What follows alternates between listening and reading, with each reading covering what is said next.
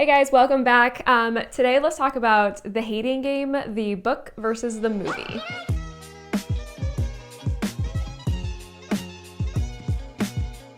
So just a quick little backstory. The Hating Game is the first novel released by Sally Thorne. It was released in 2016, and then the movie adaptation was announced in 2019 and then was released this December of 2021. The Hating Game is an enemies to lovers trope, and it features Lucy and Joshua, who work for co-CEOs of this publishing house.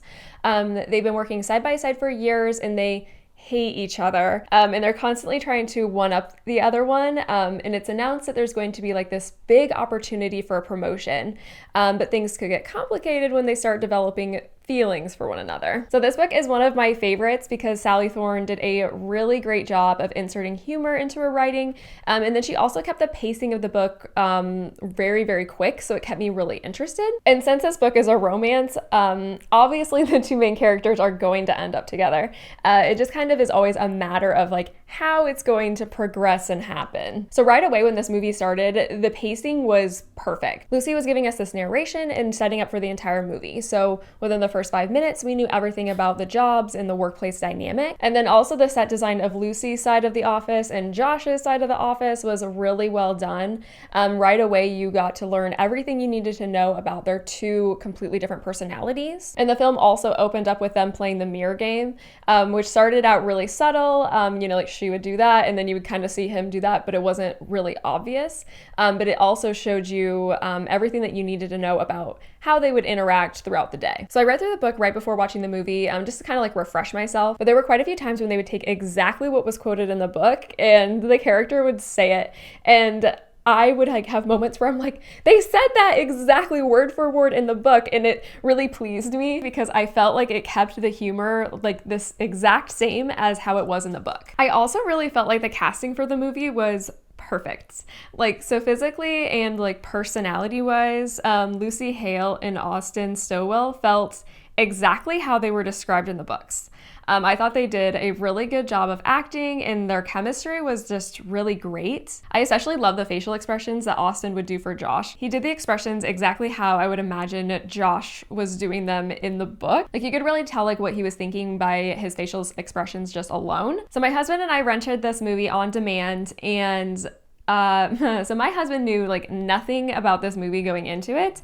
He didn't know about the book or like the plots. I told him nothing. So these situations are always my favorite, where like I'm getting to see this book come to life and I know exactly what's going to happen. But for my husband, it's all so completely new.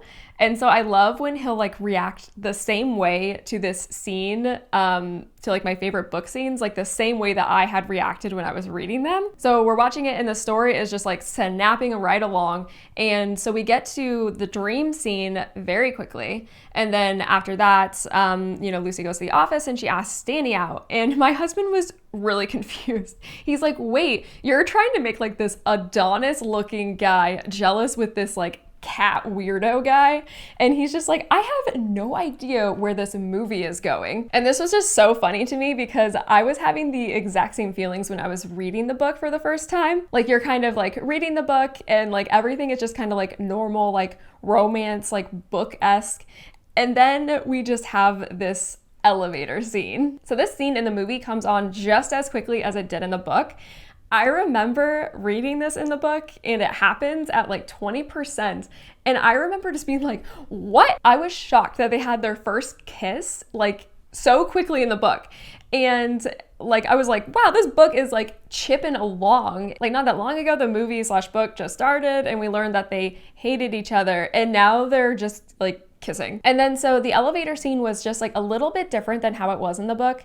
And I feel like I almost like it better. When he stopped the elevator before they kissed in the movie, he like asked her what they were doing with the games they play and etc. It made that moment in the movie feel like more emotional. And I remember in the trailer, which the trailer gave away so much of the movie, sort of, but I remember in the trailer, like I remember seeing her kiss him first, and I was like, that's not how it happened in the book. And I was a little irritated that they kind of like tweaked it differently. But I don't know, I kind of liked how they did it in the movie. I liked that they kind of like had like a moment at first and then they kissed. So of course there were some like particular scenes and like plot setup from the book that I was really hoping that they were going to cover in the movie.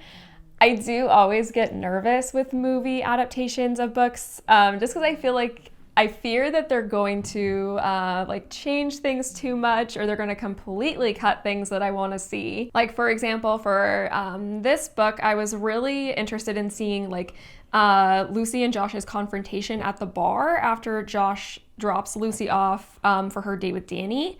I also needed the paintball scene, and I needed him to take care of her after the paintball scene. And I also really needed the part of him telling her to go out with Danny again and kiss him and like basically like report back to him. I love those moments in the book. So I was like, I really, really need to see these come to life. And obviously these are large plot points. I was just worried that some of it was gonna get cut from the story, but it wasn't. They did this really great job of like sticking to the book plot and keeping everything in order.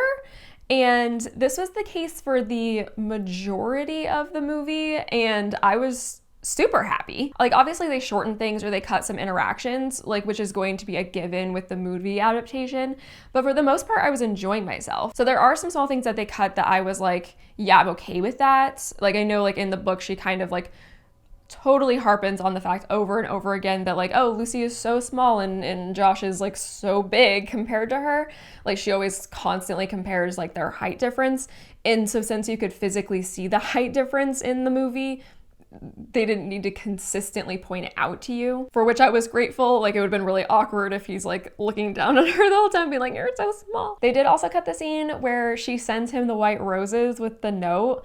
And I actually really liked that part in the book. I thought it was really sweet of her to kind of like reciprocate the rose sending. And they did cut that from the movie, but that's okay. Like again, like they cut, you know, small things, which makes sense. You can't jam pack every single thing into the movie. So like with those little things, it's kind of like, oh, that's okay. Like, you know, those smaller sweet moments, like, and she only went over to like his apartment. We only saw her going over there like once and stuff.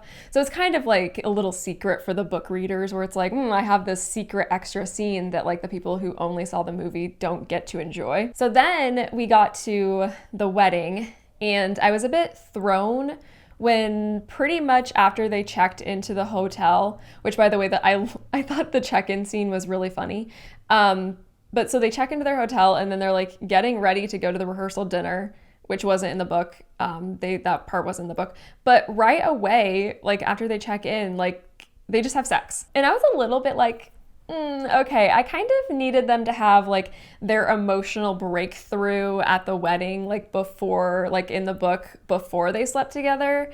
But we'll look past that for like pacing wise in the movie. So then we have the wedding, and it's not really like as drama filled between Lucy and Josh as the book was. But then again, like, okay. And then we have them go back to the car, and then we have this great shot of them like holding hands in the car. You can tell that like the walls are broken down. She stood up for Josh, like to his dad. Like they have like this, you know, like more emotional connection. Seeing them like hold hands in the car and like, you know, sweetly like smile at each other and everything. Like it's super sweet. And the movie is, you feel like it's just kind of like coming to a conclusion. Like they're happy, they're together. Like we're tying this with a nice little bow. Like I'm pleased as the viewer. We go back to his apartment. We have, you know, the big reveal where we find out that his bedroom wall is the same color of her eyes. He tells her that he loves her. Like this is completely the end of the book. We're in his room and I'm just waiting for him to like mention to her that he got a job elsewhere and for like the movie to wrap. Like we're done. You know, this is where we stopped in the book. But no, they have their cute moment in the apartment. And then all of a sudden, we're just like backtracking hard. Like suddenly we're in the office and Lucy overhears Josh telling Bexley that he doesn't need help beating her. And then we have the coffee scene with Danny, and like things are just super awkward between her and Josh. And for these scenes in the book, these happen before the wedding, before like their breakthrough. And so it makes no sense to stick this after the wedding. Like he told you he loved you in his room. He painted his wall the color of your eyes. Like, come on, you seriously can't think that he's playing you after all of those reveals. I was sitting there watching it and I was fuming. I was so mad that they edited this portion of the movie so out of place from where it was in the book. Like, even my husband, who didn't know the story, was like, what's happening? Like, he's like, this movie should have ended after the wedding. Like, this feels so out of place. We start backtracking towards like all this job stuff, and he's like, who even cares about the job anymore? Like, aren't we completely past this? So I think that this movie was so great up until this point. We had this wonderful conclusion with them at the apartment where, again, he told you that he loved you. We're done. And then the movie tries to create this like weird conflict at the very end, and it was just so awkward. Like, conflict like this in storytelling doesn't belong at the very end of the story. Like, you were already together. And then at the very end of the movie, like, this was so bad. She was giving narration again to like kind of wrap up the movie, talk about what she learned, whatever.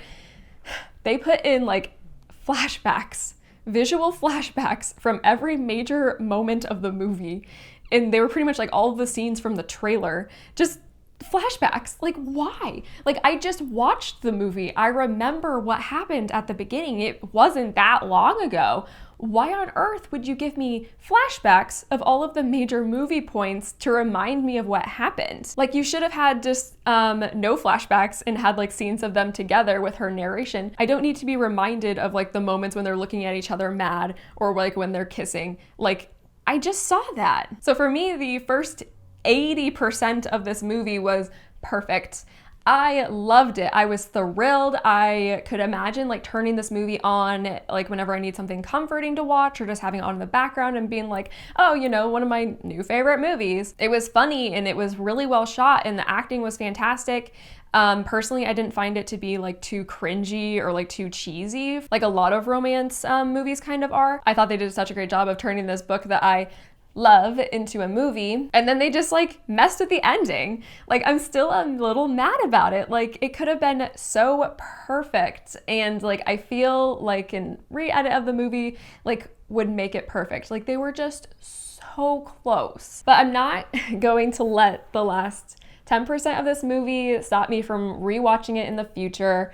Like, overall, it was a very enjoyable watch, and it was really well made. Like I said, like, I enjoyed the vast majority of it. But yeah, so overall, if you haven't seen the movie, watch the movie. If you haven't read the book, definitely read the book. Let me know what you thought of The Hating Game in the comments below, and we'll see you next time. Bye.